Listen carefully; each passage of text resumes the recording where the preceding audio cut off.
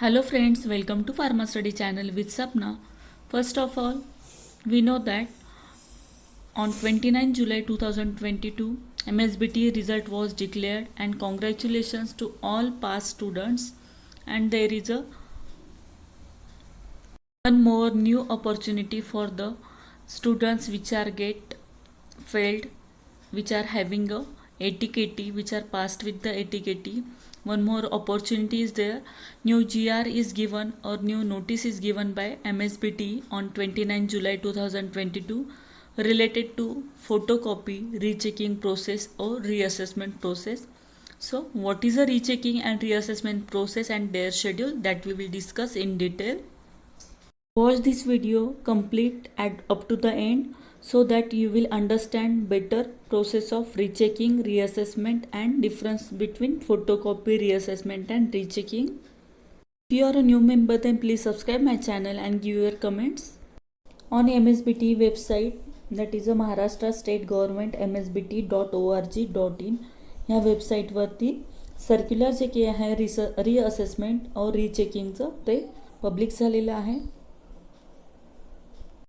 This circular, that is a summer 2022 exam photocopy and reassessment schedule in Marathi, is available on this website on 29 जुलै 29 जुलै 2022ला समर 2022ची जी की exam झालेली आहे, आता जो काही recently result आलेला आहे त्या रिझल्टची फोटोकॉपी अवेलेबल आहे. फोटोकॉपी आणि रिअसेसमेंट शेड्यूल जे काही आहे त्या रिलेटेड डिटेल इन्फॉर्मेशन अवेलेबल आहे, that we will discuss now. This schedule is released for the photocopy and reassessment of marks. म्हणजे फोटोकॉपी जे काही आहे तुम्ही फोटोकॉपी पण मागवू शकतात किंवा मार्क रिअसेसमेंट रीचेकिंग पण करू शकता. त्या रिलेटेड हे शेड्यूल रिलीज झालेलं आहे, पब्लिक झालेलं आहे. Understand the meaning of photocopy. Photocopy करायचं म्हणजे काय, जी काही तुमची ॲन्सर शीट असणार आहे त्या ॲन्सर शीटची तुम्हाला झेरॉक्स कॉपी अवेलेबल होणार आहे.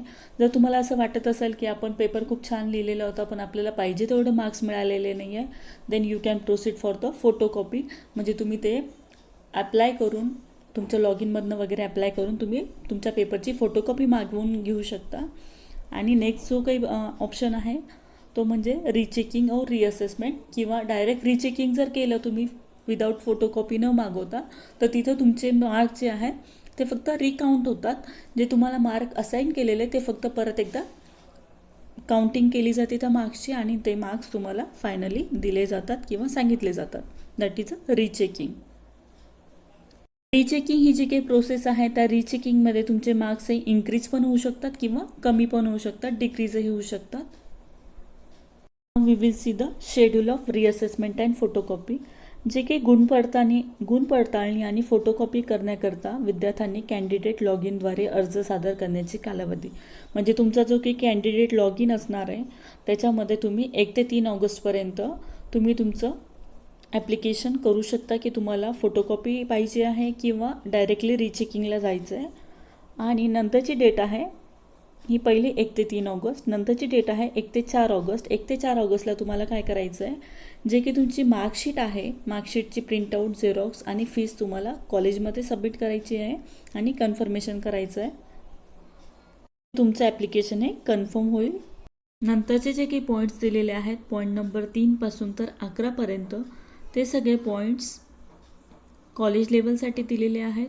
नाव we will move towards directly on point number 12. Point number 12, they have mentioned that from 19 to 20 August 19 ते 20 ऑगस्टमध्ये तुम्ही जे काही फोटोकॉपीसाठी अप्लाय केलेलं होतं त्या फोटोकॉपीज तुम्हाला कॉलेजमध्ये अवेलेबल होतील. That all photocopies of your answer sheet will be available in college.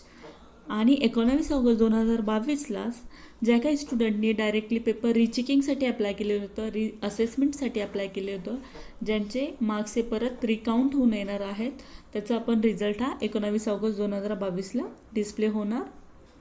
So remember those dates, 19 to 20 August and 19 August. गुणपडताळणी म्हणजे रिअसेसमेंट, रिचेकिंग आणि फोटोकॉपीचा रिझल्ट हा इन्स्टिट्यूट लॉग इनमध्ये अवेलेबल होईल 19 ऑगस्टला.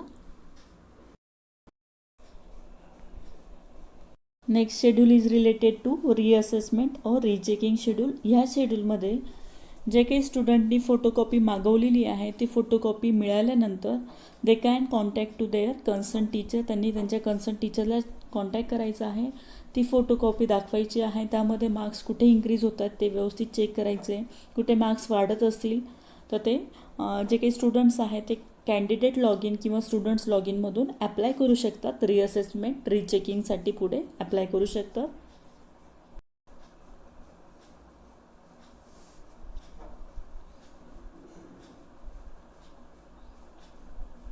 मला कॅन्डिडेट लॉग इनद्वारे ॲप्लाय करायचा आहे, अर्ज सादर करायचा आहे for rechecking and revaluation of your. तर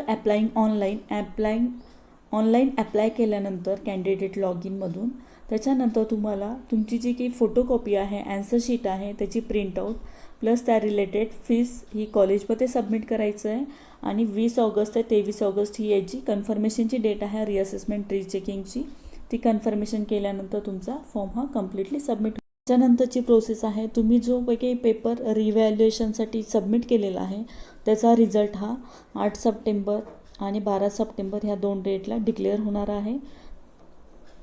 ज्या स्टुडंटचे मार्क्स हे चेंज होऊन येणार आहेत किंवा ज्यांचे मार्क्समध्ये चेंजेस असतील ते स्टुडंटचे मार्क्स हे नवीन मार्कशीट अवेलेबल होतील 20 सप्टेंबर 2022ला. त्या मार्क्समध्ये चेंजेस होऊन नवीन मार्कशीट तुम्हाला देण्यात येईल 20 सप्टेंबर 2022ला. Next important thing is that जे काही तुमचे फोटोकॉपी केलेले ॲन्सर शीट आहे ज्यामध्ये तुम्ही काही चेंजेस केलेले आहेत, तुमचे मार्क्स जिथं वाढत आहेत असं तुम्ही त्यामध्ये जे काही मेन्शन करता किंवा मार्क्स नंतरचे ॲड करून पाठवता त्या फोटोकॉपीवरती, तर ते मार्क्स तुम्हाला जे काही तुमचे कॉलेजचे प्राचार्य आहेत त्यांच्याशी कन्सर्न करून त्यांच्या थ्रू तुम्हाला ती कॉपी सबमिट करायची आहे.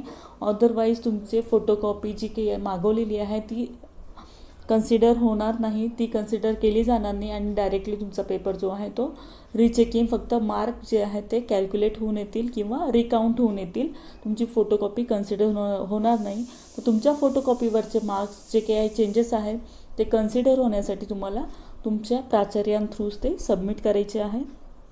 Please follow this schedule as per reassessment and photocopy schedule. Thank you for watching this video and share with your friends so that will be more helpful. लवकरच भेटूयात नवीन व्हिडिओसोबत आणि नवीन अपडेटसोबत. Thank you.